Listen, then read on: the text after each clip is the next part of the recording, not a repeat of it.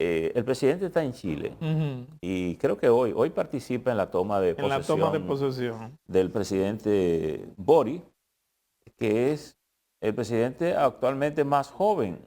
Y yo tenía duda y tú me dices que ha sido el más joven de todos los presidentes de la historia de América Latina. Hasta donde se Hasta conoce. donde sé. Yo no sé si hay algunos más jóvenes. Este muchacho tiene 36 años, una buena edad para tener energía y ojalá tenga la claridad de manejar un país como Chile, cuya tradición ha sido más o menos conservadora, ¿verdad? Y los poderes conservadores tienen mucha incidencia.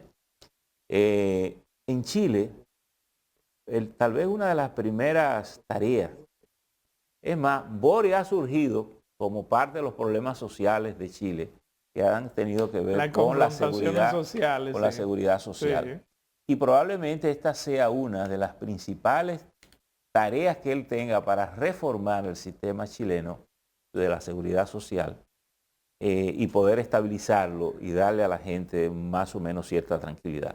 Por tanto, no dejemos que nuestro sistema se convierta en un Chile para poderlo resolver. Yo creo que De hecho, ese fue uno de los temas que más daño le hizo a Piñera. a pesar de que dicen que nadie aprende en cabeza ajena, yo creo que eso era antes. Yo creo que uno puede aprender de las cosas que le pasan a los otros.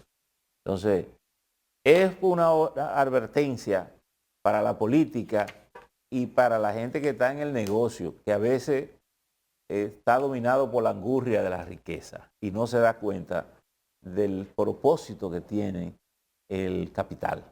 El capital no es solo meterse en los bolsillos, el capital es construir ambiente para negocio, para seguridad y para vivir en paz. Y yo creo que cuando acometemos todas estas mañoserías, a veces trucos disfrazados de asuntos, pero al final lo que nos metemos es más cuarto en los bolsillos en contra de la mayoría de la gente, yo creo que estamos conspirando contra las cosas que se tienen. Y yo tengo la impresión de que lamentablemente el Estado, no este gobierno, no, yo estoy hablando del Estado. El Estado ha estado confabulado en los últimos tiempos con las AFP, con el manejo del dinero. En los últimos tiempos, o sea, parte de ese dinero lo están manejando el Estado y lo está manejando la AFP. En los últimos tiempos no, te corrijo, todo el tiempo. Porque yo te voy a decir una cosa, este proceso, y yo tuve la suerte, si se quiere, de ir con un grupo de periodistas dominicanos, no sé si tú no estabas en ese momento, que fuimos invitados a Colombia, a Bogotá, Colombia, creo que era por el año 2000 por ahí, o antes del año 2000, invitados por el Banco Mundial y el gobierno dominicano para conocer el proceso de reforma de la seguridad social que se había hecho en Colombia. Nosotros fuimos allí y ahí nos reunimos con el ministro de Salud, vimos hospitales, vimos la parte médica, vimos todo e incluso vimos al reformador, que el reformador no era un médico, sino un economista, que era el ministro de Salud de ese momento. Cuando lo vimos ya él estaba fuera del cargo. De hecho, lo fuimos a ver a su oficina como director de una revista económica que él dirigía en Chile.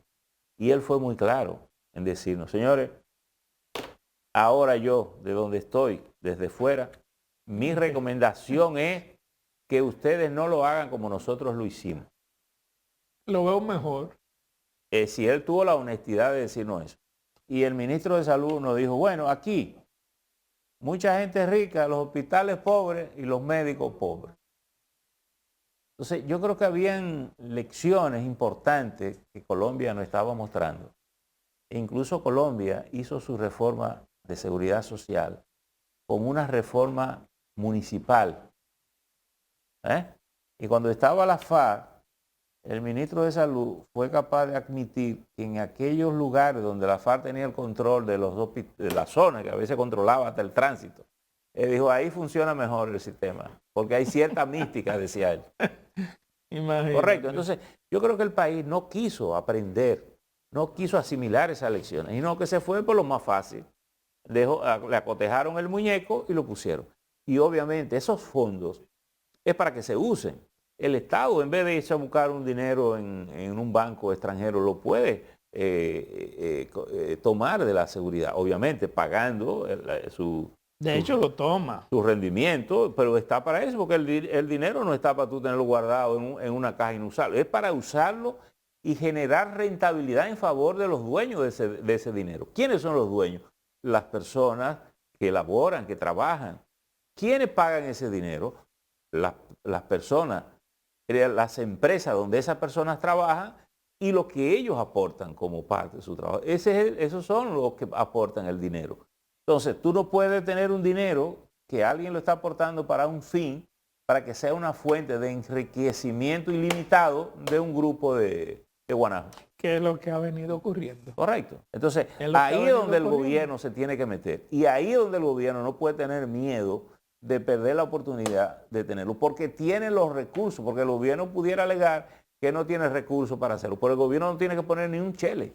No, porque establecer unas reglas, reglas claras, y ahí tiene, primero el gobierno saber lo que va a formular, y luego hacer que los congresistas pues tengan la vergüenza de responder a una tarea como esa. Pero yo no sé cuántos años tenemos todos los congresistas y todos los partidos y todos los líderes de partidos políticos diciendo, sí, hay que hacer una reforma al sistema de salud en la República Dominicana, pero nunca lo hacen, nunca lo hacen.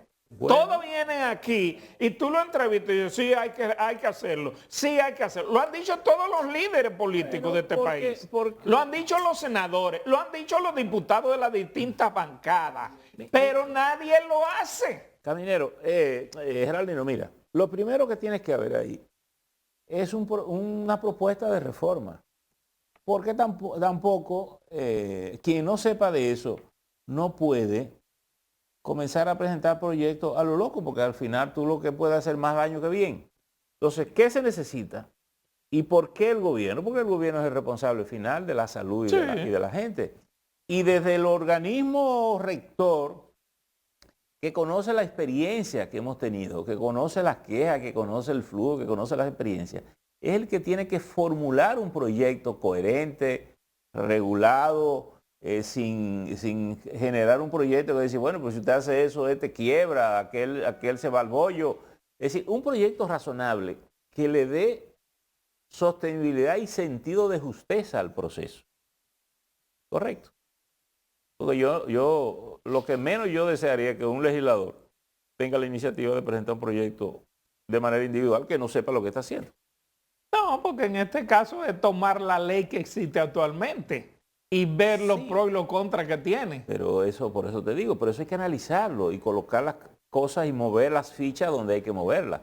Porque tú ves la ley y tú dices, yo estoy de acuerdo con esto, pero si cambia de una manera distinta, tú dañas otra cosa. Entonces, por eso se requiere que sea el organismo rector, que sea el gobierno el que valore, que discuta, que vea y presente un proyecto a los congresistas, que lo explique, que lo pueda explicar. Tremendo lío ahora con estos descuentos que aparecen. Pero yo creo que el país tiene un proceso de reforma abierto, hay una mesa discutiendo ese tema. El gobierno tiene la experiencia de la pandemia, ¿verdad? Si alguien no entendía en la pandemia, yo creo que el que no aprendió es porque parece que no le dieron el teorema de Pitágoras. Y ahora tenemos como coronita, porque esta crisis no se puede, por ejemplo, estas situaciones de tensión que estamos viviendo con el conflicto Rusia-Ucrania, no puede analizarse sin el punto de partida, que son la situación que encuentra el conflicto con la pandemia a nivel mundial de la economía. Por tanto, esto lo que viene a ser más complejo.